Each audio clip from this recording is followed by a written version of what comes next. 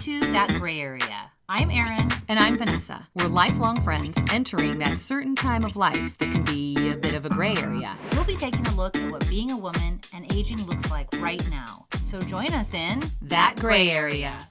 Welcome to That Gray Area. Erinn, Thanks. I'm so happy to be sitting next to you.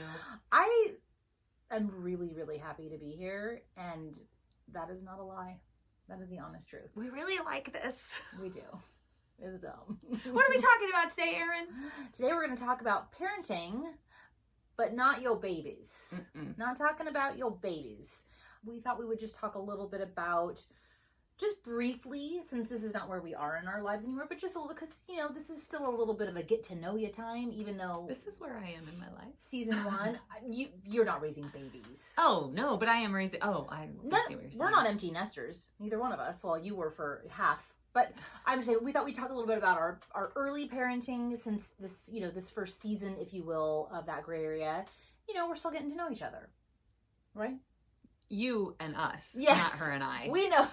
We know the shit out of each other. But she's right. You're just getting to know us. And so we're trying to make it a balance between talking about the topic and not talking too much about ourselves. But right now during COVID, it's a little hard to branch out and interview and discuss things with people that we want to, because we're not into the whole Zoom thing. So you're just going to get a whole lot of us in the beginning. But I think it's actually really kind of an ideal situation, because nobody's going to want to listen to us.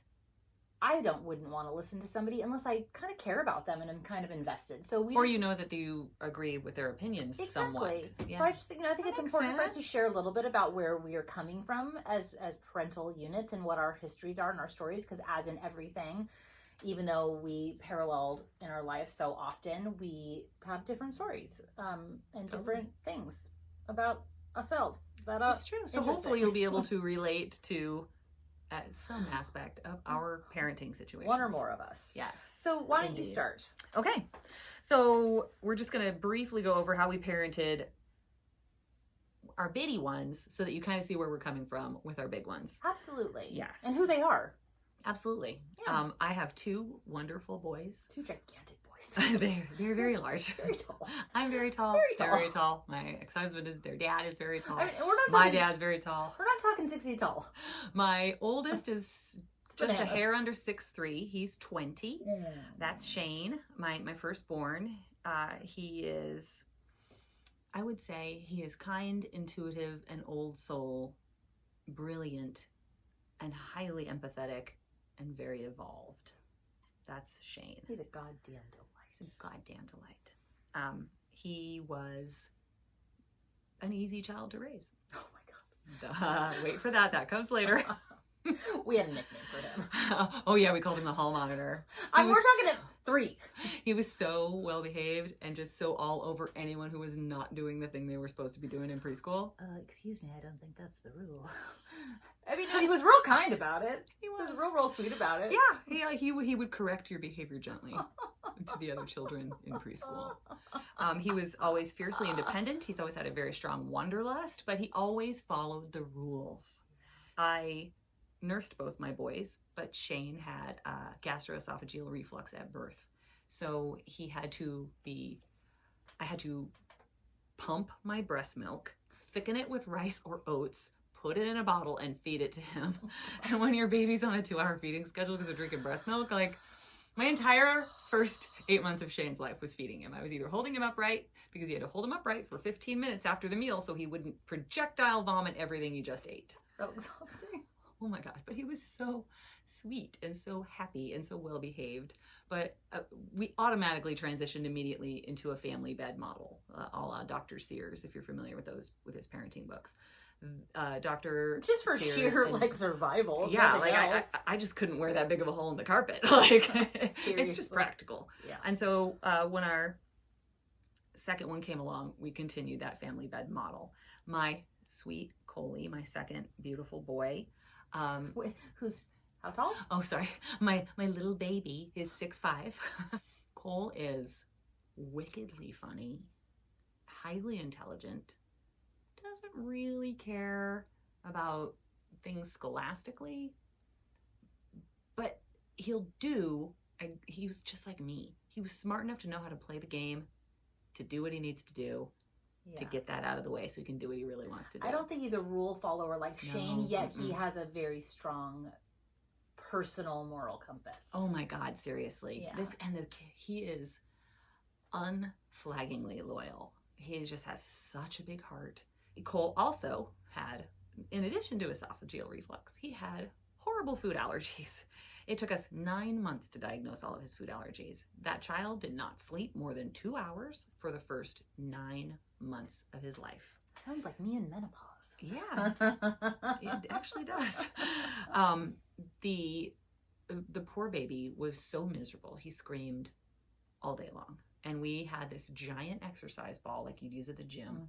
And we'd sit on him with it. My husband had one in his office. Our daycare had one. We had one in the living room because it was the only way he was happy. So we'd sit with him on our laps and bounce on that ball. And it's the only way he'd stop crying. She had to do it for me. She knows. But once we figured it out that there is massive amounts of corn syrup solids in soy formula, finally dawned on us that the corn was the issue. And once we got him off corn, it was like a whole different child was born. Yeah. He was so crotchety and cranky, and it was like by the time all of that stuff had gotten out of his system, he was a whole different child. But he had already sort of had the stigma of being a difficult child at daycare, amongst our family. So I worked really hard to sort of undo that first year programming, and I don't know if it's all out of there, you know. But because I do see he has a burden complex. But what do you mean? I mean that both of my children have, maybe they've just inherited it from me, that they don't ever want to be a bother to anybody. So that we make ourselves small, you know.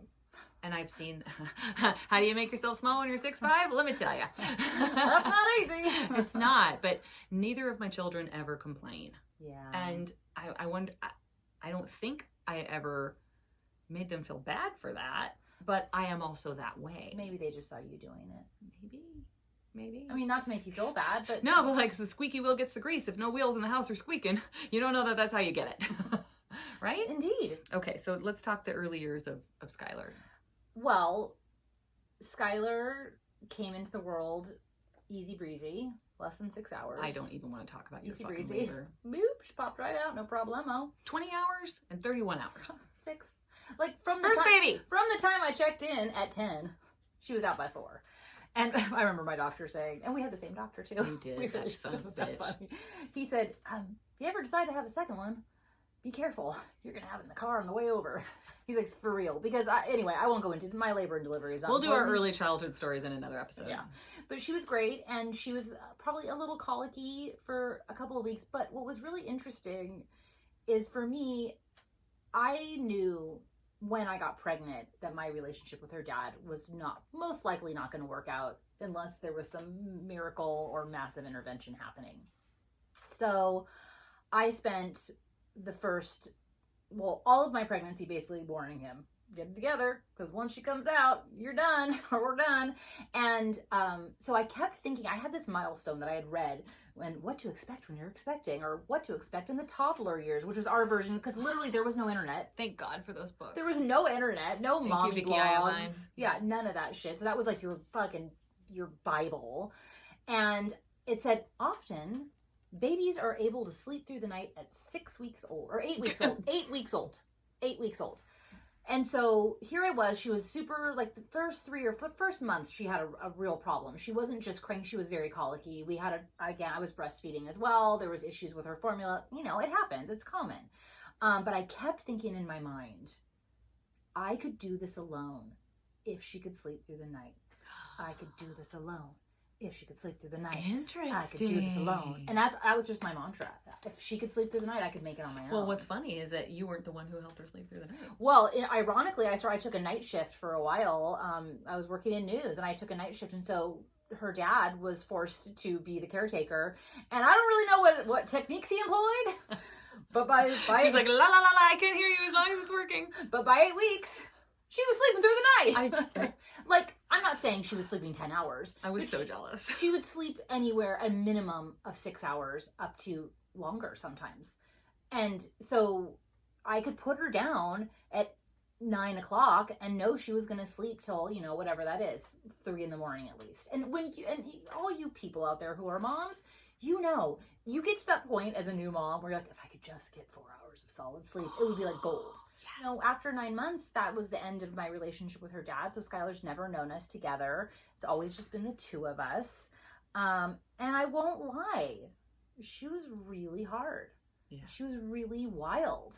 She was really wild. Skylar just couldn't live by your rules. No. Which fortunately, we were smart enough back then to know that that's a quality that would serve them so well as an adult. But to parent someone like that is trying. It's real challenging. And I really worked very hard to set boundaries and guidelines and consequences that didn't involve shame. Because I didn't want Skylar to ever feel shamed for who she was inherently. Yes. But this kid, I'll say very briefly. You got to give some backstory. One time, so she was naughty in school. This Skylar stories are so funny. We had a team. We had a team in elementary school. Every beginning of every year, I'd walk over to the teacher. I'd be like, "Hi, I'm Skylar's mom. How are you doing?" And they're like, "Oh my God, we're so excited to have her in class." Apparently, you haven't heard about Skylar. Literally, by second grade, we had a team because she was just, we didn't know. Second grade. We didn't know what to do. We had a counselor, and because she was just so smart, so freaking brilliant, but so unruly. And the teachers, which is very common amongst gifted kids. They couldn't understand how she could be out in the other corner of the classroom, seemingly not paying attention, but retaining everything that was happening. So she was very fortunate. She ended up getting a lot of great teachers out at school who really worked with her. Shout out to Miss Huff. Oh my gosh. This woman, I remember she was part of the team, and she was a second grade teacher, and Skylar was going to be going into second grade. And they're all talking about, well, do you do this at home? And do you do this at home? And I'm like, yes. Do you? I had her off sugar. They read every book. I did everything I could do. She did everything. I really did. Everything. And every time I'd be like, I don't think they believe me. I'm like, yeah, I'm doing that. And then they were just talking about some of the stuff that Skylar would do in class. Like, she wasn't allowed to have accessories. Because she would take her belt up and put it in her pants, like, I'm a dog. Oh yeah. She wasn't allowed to have accessories. No, the best one though is when she went up behind the teacher and did the circle around the ear like she's crazy. I take full responsibility because as a joke, at that period in time, Todd and I were doing it behind each other's backs in front of the kids to make them laugh. Oh. So if Todd was doing something, I'd go behind him and look at the kids and wink and do the crazy signal next to my head, like woo woo. So and we'd all die laughing. So it was circle time. And Skylar's up being naughty, and the teacher yells, not looking, Skylar, you better sit down. And she did the circle around her head, like, wee, crazy teacher. And 90% of the kids laughed, but one of them, who was just over her shit, was dimed her out. There's always that little turd. Busted. But in that first meeting, I remember Miss Huff just looking at me, and I just felt so small and so defensive because I just love this kid so intensely and believe in how incredibly brilliant she is. And she kind and everything and funny. And she just put her hand on me and said, she sounds amazing. And I just cried. And she ended up being her second grade teacher. And it was a little bit of a turning point because I think Miss Huff really paved the way for other teachers at that school to understand Skylar's learning style and her, the things that were hindering her. And looking back, we had her tested for ADHD. But there was at that time, I felt like it was inconclusive too. It was a little inconclusive, and I couldn't afford to take her to the big mucky muck doctor. And honestly, in the early 2000s, so many kids were getting slapped with an ADHD diagnosis. It was like the fucking diagnosis du jour. If Skylar had been born a boy, you would have had no meeting. I don't think it would have been the same. I think it would have just been boys being boys. It really would have. So Skylar identifies as they, them. Just to give you some backstory on, sometimes you'll see us go back and forth between she and they, and sometimes in childhood when Skylar was still identifying female, and we're still learning to get on board with it, and we're doing good work. We are. Sometimes we'll digress when we get going really fast. We'll accidentally slip into she. Especially what I have told Skylar. What I've told Skylar is when I'm talking about you as a child, you were she then. You were she. You identified as she. Yes. And as we move into parenting our older children, I'll talk a little more about that gender journey. But that was basically, she was a naughty yet brilliant child. Skylar's drive and desire to be who they really were was more powerful than any outside external force. It's true. And looking back now, it makes so much sense. Yes. But back then, I used to think Oh, yeah. with Shane, who I'm going to tell you right now, Shane has been in one timeout in his whole life. Kid. Never been grounded. Cole's been grounded off of his computer once. Skylar spent a large majority of junior high and high school and elementary grounded. I did too. So I was always grounded. I loved it when Skylar was grounded. We had so much fun together when they were grounded. That's nice. We really So did. Anyway. here, 5 months later, I have Shane. And Shane... No, Cole. No. This is Oh, yeah. Skylar. Sorry. My bad. Start So, over. 5 months after Skylar's born, I have Shane. And so we're doing this together. We are in the hairy heat of it together. Thank God. And Real. as they grow and become toddlers, and I will argue that it's not the terrible twos. I've told this to every parent. It is the terrible threes. Which is. Keep an eye out for it. That, when Skylar would be Act Skylar, out. act out, and Erinn would call me and tell me the latest thing Skylar did at preschool, like paint her entire body or cover herself in Vaseline from head to toe or whatever, I would literally sit in silent judgment of Erinn. And I've come out to her about this. We were having cocktails, and this is after Cole was born, and he was having some kind of minor kerfuffle at school or being naughty or something. Yes. And we're having cocktails. She's like, I've got to tell you a secret. I gotta admit really something. thought that maybe you just weren't like hard enough or disciplined Skylar enough. And I used to silently judge your parenting. Yeah. And then I had a kid who was independent of spirit and mind and went, oh, you're dumb. Yeah. I was dumb. I was dumb. All children are different. They all have different experiences. They're all going to relate to situations differently.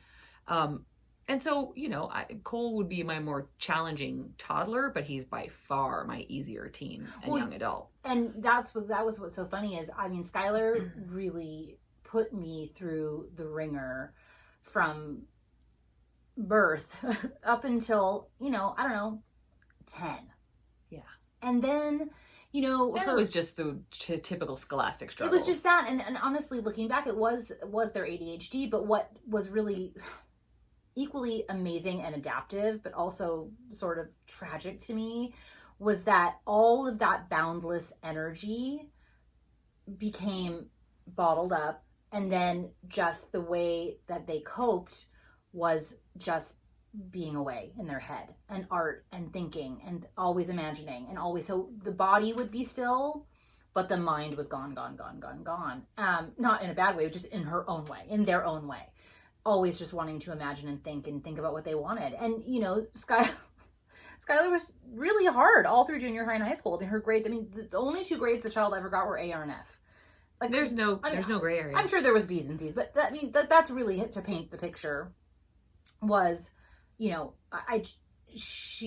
they just hated that kind of learning and hated school and wanted to be doing what they wanted to be doing. Cole's never really liked school either. Oddly enough, Cole is thriving at homeschool. Skylar would have too. Yeah.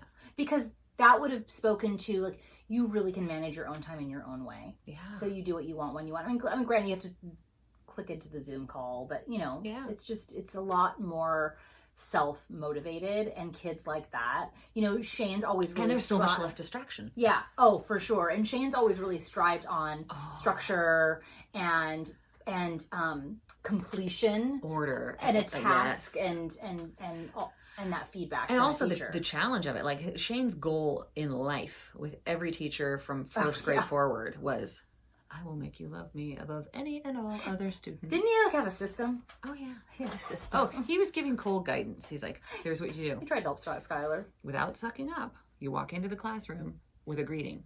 Every time a greeting. Not always the same greeting. A greeting. You sit down. You don't talk. Then when you leave the class, you also greet the teacher. You either say thank you, have a nice day, or have a nice weekend. You do this with every teacher, every time. He laid it all out. And it works. That kid is still friends with so many So of his cute. teachers. He's like Instagram friends with He's so cute. like his high school IB English teacher still. Like, they still talk. That's so cute. Yeah. He was so fucking easy. I'll say that. It's adorable. Yeah. I will say, and I don't want to talk about parenting without talking about my stepkids. Of course. Briefly. Oh my God, they're amazing. So yeah, I came into my relationship with my husband, Skylar was 4 and Brittany was 12. Kendall was 10. Maddie was oopsie boopsie 3. So Madeline and Skylar hit it off like gangbusters. They're still tight. It's so cute. Like they literally met, and they're so different. They're just so completely different, but they just get each other. And I was telling Vanessa, Madeline was here last week, and I was listening to Skylar crack Madeline up. And I'm like, I can't tell you how much joy over the years. I don't know what Skylar would say to Madeline, but would just get her on a giggle fit. And it fills me up. It just fills me up with so much joy. So yeah, that was really hard navigating that step parenting role, because obviously you gotta give the Fu family story. Okay, so I had I was a terrible stepdaughter to my dad's second wife. I was a horrible kid to her. I did all the nasty little passive aggressive things. So when I went into this relationship with these stepkids, they weren't my stepkids yet, but you know what I mean. I was the dad's girlfriend, so a lot of the blame for their unhappiness, you just lay it on that person, because you're not going to be mad at your mom or your dad. They're your mom and your dad. But you, stranger in my midst, you're the reason I'm miserable. And I reject you. I always just kind of got it. And I rarely took that personally. I had a few slips. But one of the best stories, and so today, to this day, we call each other the Fu family. It's like we have like a sign outside our door. We have a blanket that's on it. It's just a thing. Todd and I, very ill-advisedly, and we have apologized to the 2 older ones, because the younger ones were like, whatever, that we fell in love very fast and very hard, and we just wanted to be together all the time. So we probably forced our relationship on those kids too soon. And for that, I do feel bad. But at the time, we were just happy, and we just were in love, and we wanted to be together. So we went on this family trip to Palm Springs. Also a bad idea, because I used to go there with her mother. Oh, dude. Boy, we were dumb. That was a double fail. Yeah, kind of. We didn't go, yeah, we didn't. Anyway, so we went to like a Benihana's. And so, poor Brittany, she hated me so hard. She was 12, right? Yeah, she was 12. And I will say now we get along terrific. We love each other and we're great friends. But then, so they're like, oh, beautiful family. Everybody, because they flip the fucking shrimp to you, right. And they're doing the thing like onion volcano. Yeah, yay! And everybody's having fun. And so gather together for a family picture. Ooh. And so the guy's saying, oh, what a beautiful family. And Brittany's like standing right behind me, just in earshot. And she just very 12, like preteen, like, what is this? Some kind of fucked up family? And no one else can hear it. And my face is just like, okie doke. I don't say a word. I don't say anything. I love you, Brittany. No reaction. And what's funny is I told her that after, once she grew up and she apologized for being, like taking a lot of her stuff out on me. And we just really have become so close, and I love her so much. I remember telling her that story over a drink, and she's like, I did not say that. I'm like, okay. Oh, yeah, you did. Oh, yeah, you did. So now it's a thing. So now, ever since then, they've been the Fu family. The fucked up family. We're the Fu family now. And now they just own it. We embrace it, and we love it. And she did. She got us a really beautiful, like, throw blankie for her, and it's all, like, beautiful, like, brocade embroidery, super fancy, and it says the Fu family on it. It's genius. But they were great. So, as let's move into, like, kind of that straddling time. And like there was I was like, Cole's still in that straddling time. He is. He's always been very old. My youngest is 16, and he's always been very old for his age. Both of my children, I would argue, are very old for their age. They're both very mature. They're both deep thinkers. They're both very controlled people. I have never once had to discipline Cole as a teenager or young person, middle school, nothing. Shane, on the other hand, started to hang out with his buddies and stuff after school. I always wanted our house to be the house people would come to and hang out after school. I never had that growing up, and I remember really wanting it because I was such a social kid. But my dad, at the end of a 40, 50-hour work week, and my mom, who worked full-time too, they a house full of kids when I get home from work. I don't blame them. But as a kid, I really wanted that. So I made sure, as my pendulum swung, to make sure that our house was always that house. So after middle school, Shane and all of his buddies would walk back to our house until their parents got off work and could pick them up. So he developed this very tight-knit friendship with 3 or 4 boys. And I became close with the moms. And that is when it dawned on me what a different parenting style I have in relation to other parents. There's a few things and tips that were given to me throughout the years that I always clung to.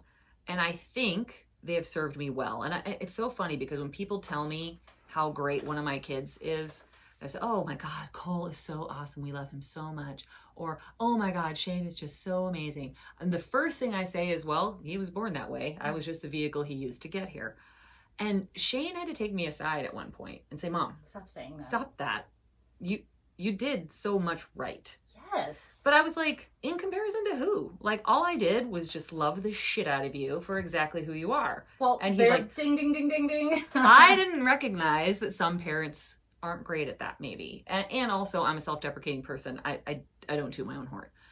But I ruminated on that for a little while. Yeah. And I asked myself, what did I necessarily do right? And it took me reflecting back on those times with those middle school friends to hear and hearkening back to the stories I would hear these kids say about their parents. And I went, they did that? What? They did that? And I realized I didn't have to do anything right. I just didn't have to do anything wrong. Well, I'd like to interject because I think you're not giving yourself enough credit. So for me growing up, my house was that house. My mom was you. Yeah. So all my friends, and I loved that. Yeah, and even in high school though, even before you and I were friends, all my friends would gather, all my girlfriends, and I sent out a shout out like on Facebook or something to my mom. I said, the reason why you were always so loved, our house was always the house where everybody gathered, and so often my friends when they had problems, they would come to you because you just saw them as human beings with faults and foibles and amazing things about them.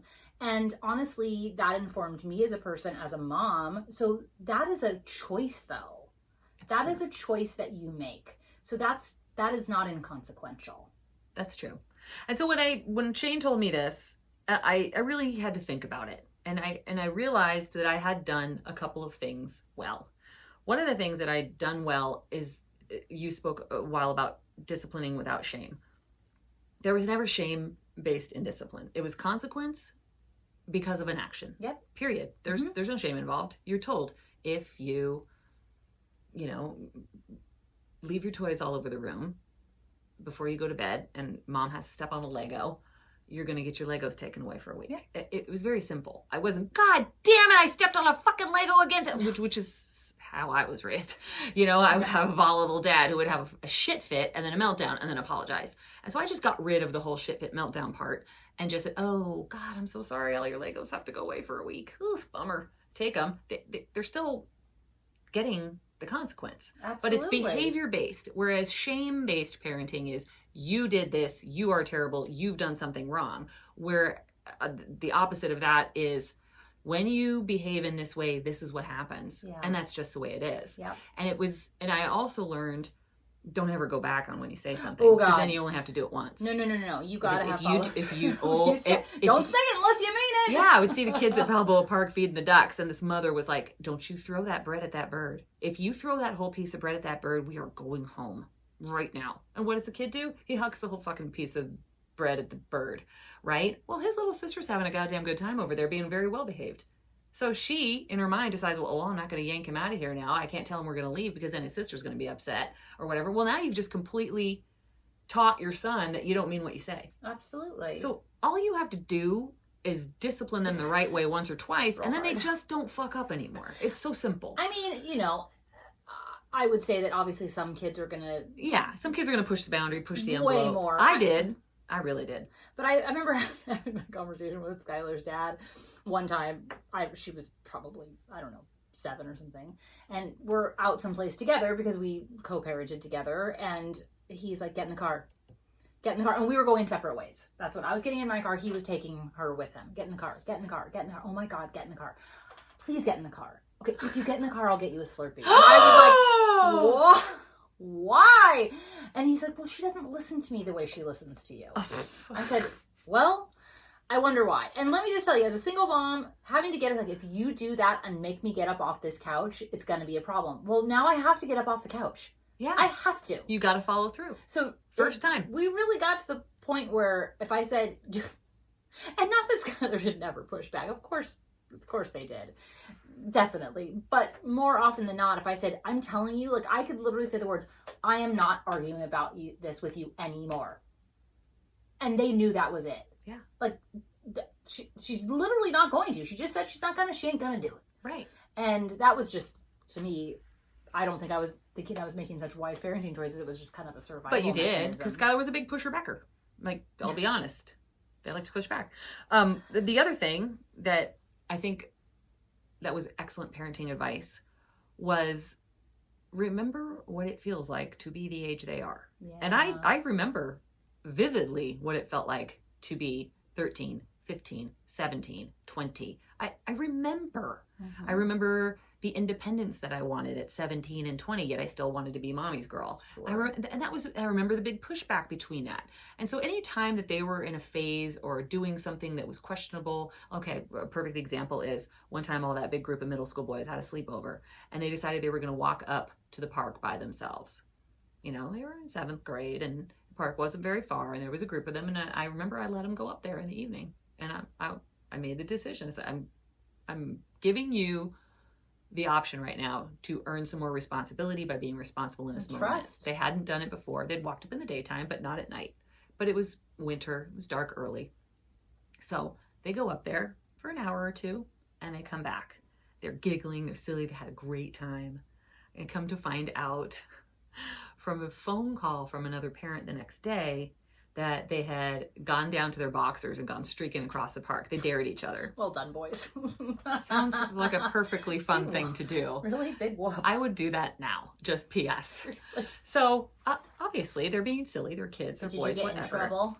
I got in trouble. You got in trouble. I got in trouble For being too lenient. for being too lenient. And the boys came home and told me what they did. I said, you guys, do you know what kind of trouble you could have gotten if somebody had seen you and it was the wrong person? Like, you know the moms around here. And I was like, well, I'm glad you had a good time and I'm glad you're safe. I said, but you have to keep in mind that when you do things like this, you might get busted. I said, if the cops had seen you, they'd probably put you all in the car and drive them back to me. I said, but you didn't get caught. Nobody was hurt. I'm glad you had a good time. Cut to the next day with all, I heard you let the boys go streaking in the park. What? So one of the boys, his mother would grill him when he came home from any play date, any activity, any time he spent with another child. She would literally tuck him into bed, even as a teenager, and grill him on every single thing and that everyone said to him and every single thing he did. All you're doing is teaching them to hide things from you. Oh my God. I was horrified. So I said, yeah, they did do that. Like that happened. And I was like, you know, kids are going to do things that are maybe not 100% smart all the time. You've got to experiment. Right. So fortunately, one of the other moms is an educator and a very good one. And she responded with, you do know that their prefrontal cortex has not developed yet. This is so important. And their decision-making section of their brain is not fully developed. It's marginally developed at that age. They don't have the capacity for critical thinking like they do as an adult. And so why would you expect them to make the same logical cognitive choices that an adult would? Absolutely. Skylar and I, one of our big fights as we're moving into adulthood. I don't even remember what happened. But basically, it culminated with me being in bed, being real patient with a lot of drama and a lot of attitude and a lot of bullshit. And finally, I was just like, I am not talking to you about this anymore. We are done. And as I've said before, that means we are actually done.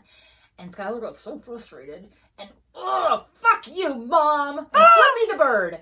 And then stopped. And the best part was me just very silently throwing the covers back and walking at her like RoboCop. I was like, nope, boom, boom, boom, boom, arms swinging. And Skylar ran out of the room, across the hallway, slammed the door, and body blocked the door. As if you were going to go in there and beat the crap out of them. But I will say, you should be scared. You don't flip your mother off. No, you don't. But the good news is, never had to beat the crap out of them. No. Never did beat the crap out of them. Just the fear of it was enough. I did finally. They're consistent. Yeah, and I went in and I just looked at them and I said, fuck me, fuck you. And then the best part about that story is when Skylar, actually, I had a birthday dinner, and my stepdaughter Madeline said, let's all tell a story about Erinn that we think is funny. So Skylar recounts the story, and this is so true. Skylar said, literally, my brain, the minute those words came out of my mouth, my brain was like, no, like trying to grab them back. But I couldn't, I made a decision that was not based in any kind of sane decision-making or smartness. Right. And that's just the truth. Yeah. You don't have that You don't have capacity to do it. It's like asking a person with one leg to compete with runners with two. Like, they'll compete, but it's not going to be a contest. And I remember you can't have the that. same expectation. And so once you can just have a sense of humor about it and realize that, I always said this to myself too, if it doesn't involve fire, broken glass, or going to put them on a therapist's couch, I don't care, go ahead. Yeah. It's that simple. I've always been a little more conservative than Vanessa in my parenting style, as far as I think I've sheltered Skylar a little more probably than I should have. My husband would say I have for sure. But you know, I agree that you have to, for me, I always just got to a point where I said, I have to trust Skylar. Yeah. I have to trust that Skylar's going to figure it out. You have to parent based on the kid you have too. Yes. I mean, Skylar was so challenging early on. Yeah. So it makes sense that you would have to feel the need to maybe rein them in a little bit more. Hyper vigilant. Yeah. And that obviously it progresses. But I always parented on the model of let my kid show me what they can handle. You know, and I got a lot of flack and a lot of pushback when I let Shane go on his first road trip when he was 17. He was with his two best friends. I went on a road trip with my best friend when I was 16. I drove to see my dad, but I mean, we drove across California. Yeah. For like 8 hours. But oh god, in the bubble we live in, I live in Agoura Hills. It's a bubble, and all of the Stepford parents were just like, "You're gonna let him go on a road trip?" And a lot of the kids he wanted to go, they couldn't. You know, I think he ended up going with two. I would say mention that again without saying you live in Agoura. We have a lot of listeners in Agoura. Oh, you just called them all Stepford. Sorry. Okay. Start over. So I will say that I got a lot of pushback from parents in the town I live in. We live in a little bit of a bubble, and a lot of the parents were very involved. And a lot of people took umbrage with me allowing my 17-year-old to cross state lines to go on a far distance road trip. He was going all the way to Death Valley, I believe. But Shane's been an adult since he was 5. Exactly. Shane has earned the responsibility to do pretty much anything he wants to because he's most likely, and at least when he's with me, he's definitely the most mature person in any room. He always has been. Poor shizzle. Yeah, it's not like saying yes to my wild child is going to go, you know, drink, party, and smash his car in. I didn't let Skylar microwave anything by herself till she was 14. That's That's not a joke. Only because Skylar was just always like lost in imagination. Right. Well, Shane is like you, and he's hyper focused on every detail that's happening around him at all Like times. Madeline is a year and a half younger than Skylar. That's my youngest. My youngest stepdaughter. I'm banging my ring. But Madeline's always just been, just because she's just more like I would ask Skylar. They'd go out with friends. What did you guys talk about? Oh, is so and so's parents divorced? Where do they live? I don't know. I don't know any of that stuff. But I know they love dragons, and I know they love Marvel over DC. I mean, it was just that kind of talk. And whereas Madeline would be like, oh, yes, their parents were divorced. It was an ugly divorce. I mean, Madeline was like me. Yeah. Knew everything about everybody. Yeah. And so it's just you have to you have to know your kid. Absolutely. And if it doesn't go the way you think it's going to go, trust your gut. I think the shame thing is the biggest thing. I mean, as we should quickly, because we're oh my god, we're so long, we're going to have to cut so much of this out. Oh, we are. But as our children now have become older, Todd and I, my husband and I, feel so incredibly lucky and grateful that Brittany, who's 20, sorry, I always forget her, you're going to be 28, Kendall's going to be 26, Skylar's just turned 21, and Madeline is turning 20, is that they really enjoy our company as much as we enjoy their company. And I think so much of why, we had a get together last weekend, it was my birthday, and we were all just kind of hanging around and just talking about things, and it's, I guess, apparently really rare when you have family who just loves you and accepts you for who you are, and when you make mistakes and when you screw it up and when you're not kind, that they're going to lovingly call you on that but also just embrace you and respect you and just honor your journey. Absolutely. Warts and all. Yeah. And so there's such a freedom in that. I mean, that's what you want in a friendship, and that's what you want in your relationships. And so we feel incredibly grateful that they love to hang around us and don't feel like they have to put on their, well, I'm going to be around mom and dad. I can't say fuck, and I better be perfect. And I don't, right? like, gosh. No. I mean, I always just felt like I never treated my children like children. I always treated my children like humans. yeah. And I would never speak to my children either in a condescending tone or in an authoritative tone or in a tone that I wouldn't talk to my friend in. Yeah. You know, I just thought they're humans and they deserve dignity. And I mean, granted, if one of them's running in the street, I'm going to yank them back by the collar and throw them across the lawn. But, you know, if they've got a problem or a thing, I'm going to address them like I would address you. Yeah. I never saw a difference between children and adults as far as the human dignity and respect they deserve. That's absolutely true. I mean, it really, really is. And I take a lot from my mom, and that's how my mom raised us. I mean, she was very strict in her own way. She had a lot of rules that we had to follow. I mean, a lot of like etiquette rules and politeness rules and things like that. And cleanliness rules. And cleanliness rules. Yes. Chores and things like that. There was a lot of structure. I mean, it wasn't hippy skippy in that it wasn't like free reign, free love. But there was just a lot of room to be human, like you said, just to be human and have that human experience. And one of the I wrote this quote down. I don't know if you've ever seen, what's the movie? I wanted to end with it. I'm not going to be able to find it. Boo, boo, boo. This is a terrible transition. No. Well, we can find your quote and then we'll talk about the talking points. Well, let's talk about, one thing I thought was interesting. In Europe, 50% of 18 to 34-year-olds still live at home in Europe. There's not a lot of shame in it. But they are saying that is changing here in the U.S. too. And according to an NBC report, 1 in 4 Californians between 25 and 33 of age are still living with their mom and dad. Well, I think that's less of a parent-child thing and more of a California home price economy thing. Maybe. No, I really do. Like, I mean, when I was, 20-something, I could afford to have a roommate and live on my own.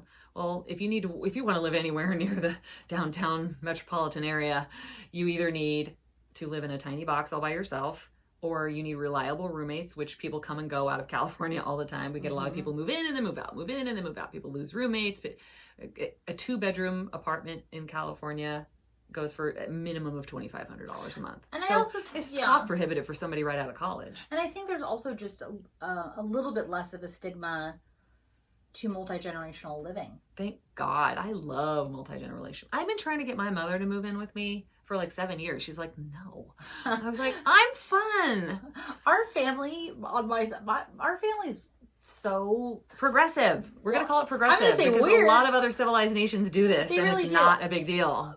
It makes so much sense. The older ones help take care of the little ones. There's no daycare. There's it infuriates me. My dad lived with me for 2 years when Skylar was just going into junior high. It was a godsend. It really allowed me to take jobs at different things because I knew she was with somebody who loved her. Yeah. No one's going to care for you like your family member cares for you. Yeah. So I think it's kind of, and Skylar's had that on both sides of her family.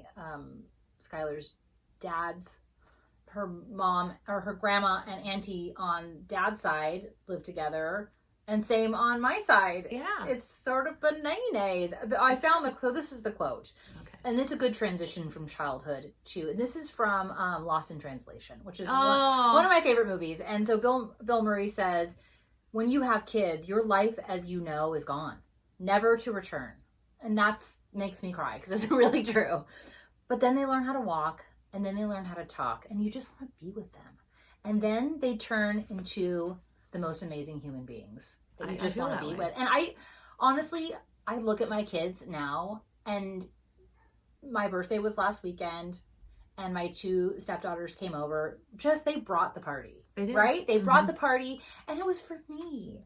I am like goosey. Like, it just means so much to me that we've just come to this place where it's like, I'm going to have my Saturday night with my best friend and my man and my kids, and we're just going to whoop it up and have good food and we danced. Oh my God, we had a total dance party. It was so great. It was so great. It was just so great. So I just think, if you're out there and you're in the hell of it, just, stay the course, because literally they can end up being just like the best friends you ever had. It's true. Right? And I still do one more thing that I learned from the Oprah Winfrey Show. Bring it, back Oprah. when I was probably 22, 23. I don't know when she went on the air, but they had an expert on there that said, whenever you see your child at the end of a school day, when they wake up in the morning, when they get home from a play date, the first thing you should do is smile at them and give them 20, 30 seconds of your undivided attention.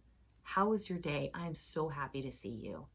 Just all it takes is a really big smile, because then their esteem is reflected in how you feel about them. And if that's the way they see you for the first time every time, that's how they feel about themselves. Yeah. And they know how much you love them. And then when you are not making that sweet smiley face, I mean, honestly, seriously, to me, I'm going to start over because I say that so much. Honestly, when I think about what's more impactful, my kids, well, I should say my kid, because I didn't really raise the other ones like on a day-to-day basis, but letting you down, your disappointment in me is such more of a catalyst than any anger you could ever give. Yeah, any it makes scolding. anger unnecessary. You don't need it. They love you and care about you, and they look up to you and they want to emulate you. And so letting you down is just, it's crippling to them. And I still feel that. I mean, that's when Skylar flipped me off and ran in her room. Later, I said to them, can you ever imagine me talking to grandma like that? My mother and I have an incredibly close relationship. And I said, can you imagine me looking at grandma and saying, fuck you?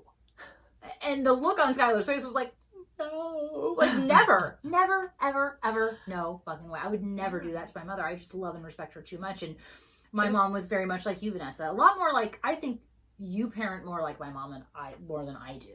My mom was a lot like, you parent a lot like her, with just a lot of acceptance and love and just a lot of freedom. Yeah. And freedom is a big part of it. Like I have always given them the ability to drive their own bus. Like I have never told them what they should do when they grow up. I've never told them how they need to succeed. I've never told, because what makes a happy life for somebody looks so different across the board. And for some people that path is a 4-year college. For some people that path is trade school. For some people they figure it out along the way. I just this year figured out what I wanted to do when I grow up. And I've had a very happy life. So I don't project my own thoughts, opinions, or feelings on how or who they should become, because it's none of my business. You mean you can offer guidance, and that's key. And that was really hard for me with all my control issues, because Skylar, in high school, we sent Skylar to our favorite therapist, Jackie, who we do have to link to. We got to link to Jackie. Shout out to Jackie. We love you. She's so amazing. And she really said Skylar's having a failure to launch. And it was just a lot of fear. And I realized what's crazy to me is Skylar had a fear of doing something wrong, of failing. And I blame myself for that, because I have struggled with control, and I have a feeling I probably put a lot of that on Skylar unintentionally. But also Skylar was having, and we're going to do a whole episode on raising LGBTQ kids, because Vanessa and I both, ironically, I know the two that are 5 months apart, Skylar identifies. So during all that time in high school, when there was all that angst, what I realized a lot of that was Skylar's ADHD, which they are now. I'm so proud of them too. They took such care of themselves. They took a lot of, what's the word I'm looking for? They were initiative. On their own healthcare as an adult, and got themselves to a doctor, got themselves diagnosed. There was a lot of guilt there for me that I didn't see that sooner, but I can't change the past. So they are now medicated and thriving. I mean, crazy. They've always been thriving, but it's just like next level happiness, but also their gender identity. So that was something that I think that was really troubling them. And now, and trying to navigate that, it's fraught with so much fear. And tell them how Skylar identifies. Oh, yeah. So we'll talk about our feelings and stuff in depth. So Skylar, also in high school, during the whole failure to launch thing, was also really struggling with her identity. So now they've come to a place where they identify as non-binary, which means neither male nor female. For a while, they identified as fluid, which means both, and you kind of go back and forth. But Skylar, and so for people of our generation, maybe, but it's not sexually oriented, but a word is asexual. but that's your sexual orientation, not your gender identity. So that same word for asexual would be non-binary. Neither one. You don't really identify with either one, and you kind of have traits of both. And now it's so crazy that I look at Skylar and I look at old pictures and I think, oh my God, it was right there. It was there the whole time. Right there in front of me. Yeah, when Skylar was little, I just called Skylar a tomboy because that's what we used to call it when we were kids. Yeah. So anyway, that's part of... And my son, Shane, my oldest, my 20-year-old, came out when he was 14 and a half as gay. Crazy pants. Yeah. So we both have that in common, and we're going to do an episode that talks about parenting kids that are on the LGBTQ plus spectrum. For sure. But it was a lot. It was a challenge as they went into adulthood to just sort of, I say guide, but it'd just be more support. Support. You're just there it's almost like you're the bumpers at a bowling alley. That's a good way to put it. You know, like they're gonna go, whoa, one side to the other, one side to the other, one side to the other. You need to let them have that flow without letting them fall. For sure. And it's easy to be more hands off. And like I remember a funny story about that. I know you want to wrap it up, but I'm just gonna keep talking. So you're good. I was having lunch with the kids' friends, and two moms. One of which was the mom who would grill her child every night at the end of his play dates. Her good friend came to lunch with us, and she was a psychologist. So we were sitting at Sharky's, and there was a big fountain outside. And the kids were playing and the fountain was probably about 18 inches, 2 feet off the ground at the lip that surrounded it. And it was one of those that you could throw your pennies in, and then it had a central fountain. Well, it was quite innocuous. But my son, Cole, who at the time I believe was 7. He's walking around it really fast, and he's going quick, and he might fall. Yeah. And he might fall. So I just watched him in case he fell and let him do his thing. And he wasn't on a high rise. No. That's all there. No. And so the woman, the psychologist, I could see her just bubbling over with fear. She was just getting more and more agitated as we were talking about something else, but she's looking at him and she's looking at him and she's looking at, and I can see her getting ready to say something to me about it. And she says, Cole, honey, you should get down from there. And I just looked at her and I was like, he's okay. And she just shut up real quick. She goes, well, I'm just worried he's going to fall. And I said, well, if he falls, I bet he'll learn how not to fall next time. When are you going to let them learn how to fall and then pick themselves up again and be safer next time? If you never let your child have an experience that's even remotely dangerous, how will they ever learn to self-regulate? Indeed. Well, I'll share this then, because I feel like there's probably a lot of women out there who are listening who are more like me, very controlling. I feel you, sisters. Skylar and I were walking down the street. Skylar was always full of boundless energy, like endless, boundless energy. And we're holding hands, and I'm trying to walk her down the sidewalk to school. And she's just bouncing up and down. My hand is just banging and shaking all around. And I'm getting so irritated. And I'm like, and I almost say to her, stop bouncing. God. And so, I don't know, my higher power, whatever. Somebody's like, you could just let go of her hand. Then you're happy and they're happy. And I did.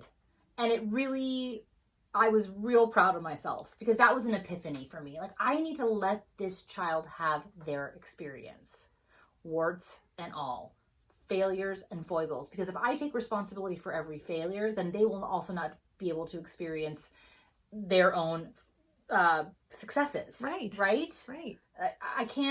I have to let them fall. You do. How are they going to win if you don't let them play? Exactly. And my watching them be hurt, whether it's through heartbreak or academic struggles, it breaks your heart, and you do want to just, like I just want to put them in a bubble, and I want to protect them, and I want to make everything okay. But I just, that's what my heart wants to do. But my head luckily tells my heart, you can't do that.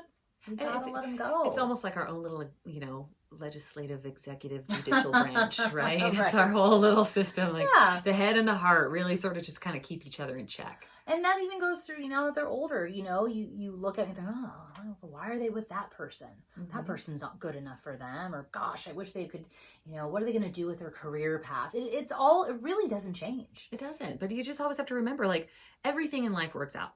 if it doesn't work, then it's a lesson, and Yeah. both are good. Yep.